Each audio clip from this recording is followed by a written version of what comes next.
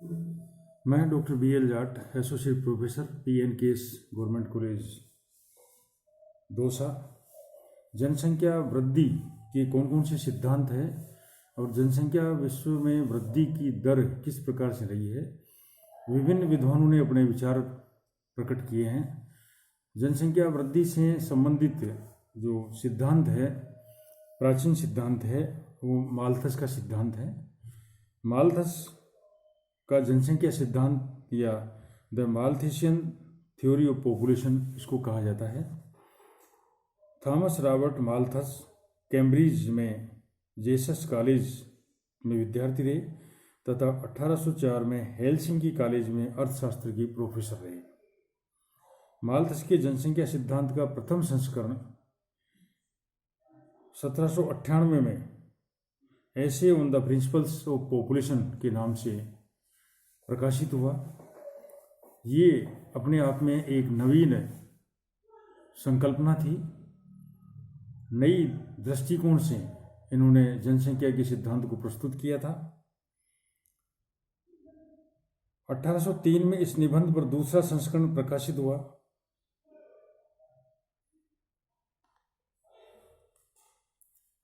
और इस सिद्धांत के मुख्य आधार क्या थे? माल्थस का जो जनसंख्या सिद्धांत था उसके मुख्य आधार क्या रहे हैं?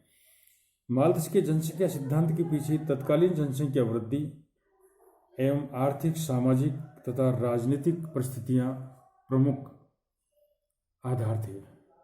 जिस समय 1798 में जनसंख्या सिद्धांत माल्थस ने दिया था, उस समय विश्व का अधिकांश भाग उपनिवेश राष्ट्रों के अधीन था, जहाँ पर स्वास्थ्य सेवाएं नहीं के बराबर थी और जो साम्राज्यवादी ताकतें थी, उन ताकतों में ही कुछ वैज्ञानिक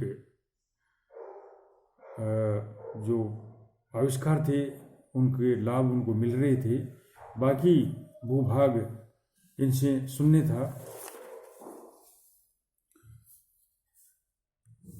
उनके निबंध की प्रकाशन की अवधि में जनसंख्या वृद्धि हुई तथा आयरलैंड में भयंकर अकाल पड़ा, जिसके फलस्वरूप आयरलैंड और ब्रिटेन में खाद्यान्नों की कमी हो गई, खाद्यान्नों के मूल्य ऊंचे हो गए,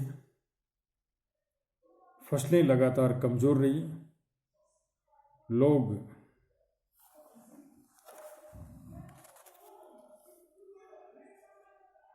बेकार, बेरोजगार व कुपोषण के शिकार हो गए। चारों ओर निर्धनता, बीमारी, युद्ध, अकाल, महामारी जैसे माहौल हो गया। समाज श्रमिक तथा पूंजीपति वर्ग में विभाजित हो गया था। पूंजीपति द्वारा श्रमिकों का शोषण होने लगा। इस तरह माल्थस समस्त इन परिस्थितियों के प्रभाव से अछूता नहीं रह सका तथा इसके समाधान के लिए चिंतन करने लगे। ये प्रमुख सिद्धांत परिकल्पना। माल्थस ने अपने जनसंख्या सिद्धांत में दो पूर्ण अवधारणाओं को अपनाया। प्रथम, मानव जाति का अस्तित्व भोजन की उपलब्धता पर निर्भर है। अगर भोजन उपलब्ध रहेगा तो मानव जाति अस्तित्व में रहेगी, अगर भोजन उपलब्ध नहीं रहेगा तो मानव जाति का अस्तित्व मिट जाएगा, समाप्त हो जाएगा। दूसरा, स्त्री एवं पुरुष के मध्य काम वासना आवश्यक है तथा यह कामना वर्तमान स्तर पर बनी रहेगी, अर्थात संतति जनन की जो प्रक्रिया है वो निरंतर रहेगी। माल्थस की इन दोनों पूर्ण अवधारणाओं को स्वीकार कर लिए जाए तो दुनिया की जनसंख्या में वृद्धि दर मानव जाति के लिए भोजन की वृद्धि दर से अधिक होगी, अर्थात जितनी वृद्धि दर खाद्यान्न उत्पादन की रहेगी उससे कहीं ज़्यादा, कहीं गुना वृद्धि दर जनसंख्या वृद्धि की रहेगी। यदि जनसंख्या को नियंत्रित नहीं किया गया तो ये ज्यामितीय दर से बढ़ेगी, भोजन सामग्री गणितीय दर से बढ़ेगी। संपूर्ण पृथ्वी को मद्देनजर रखकर माल्थस ने बताया कि जनसंख्या, मानव जाति की संख्या 1, 2, 4, 8, 16, 32 इस तरह से गुणोत्तर श्रेणी में बढ़ेगी तथा भोजन की उपलब्धता 1, 2, 3, 4, 5, 6, 7 इस तरह से गणितीय श्रेणी में बढ़ेगी।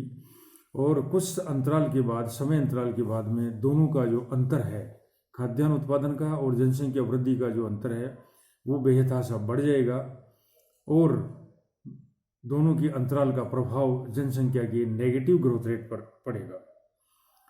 माल्थस के सिद्धांत की विशेषताएं क्या थी? पहली विशेषता है जनसंख्या में गुणोत्तर वृद्धि होगी। दूसरा था खाद्य पदार्थों में अंकगणितीय यानी ज्यामितीय वृद्धि होगी। जनसंख्या तथा खाद्यान्नों में असंतुलन उत्पन्न होगा तथा जनसंख्या नियंत्रण के उपाय प्राकृतिक और कृत्रिम दोनों प्रकार के होंगे। माल्थस के अनुसार इस प्रकार बढ़ने वाली जनसंख्या वर्तमान में 25 वर्ष में दोगुनी हो जाएगी। उत्पादन चाहे किसी भी सीमा तक बढ़ाया जाए, जनसंख्या सदैव उत्पादन से अधिक ही रहेगी, जिसके कारण जीविकोपार्जन के साधनों में कमी आएगी।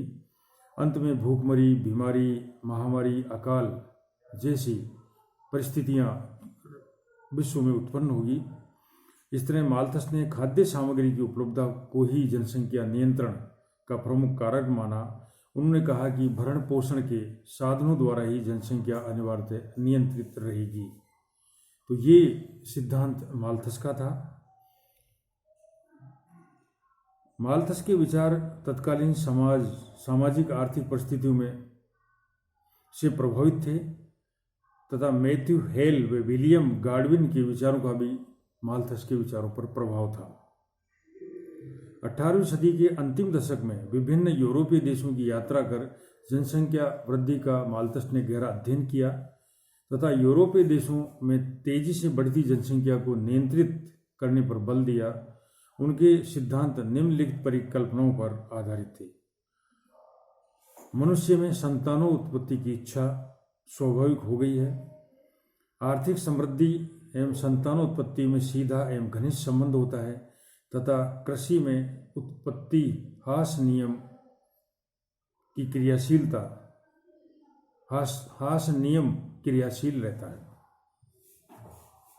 ये इनका सिद्धांत था। खाद्य पदार्थों में अगणितीय वृद्धि, जनसंख्या एवं खाद्य पदार्थों में असंतुलन होगा। प्रकृति में खाने की टेबल सीमित अतिथियों के लिए है, अतः बिना नियंत्रण के आने वाले समय में जनसंख्या को नियंत्रित नहीं किया गया तो भूख मर जाएगी। और जनसंख्या नियंत्रण के उपाय तेजी से बढ़ती विश्व की जनसंख्या को नियंत्रित करने के लिए कृत्रिम और प्राकृतिक दोनों ही तरीकों से नियंत्रित किया जा सकेगा। प्राकृतिक नियंत्रण में अकाल, भूखमरी, महामारी, बीमारियां, भूकंप, तूफान, बाढ़ आदि प्रमुख है तथा कृत्रिम उपाय उस समय विशेष प्रभाव भी नहीं थे।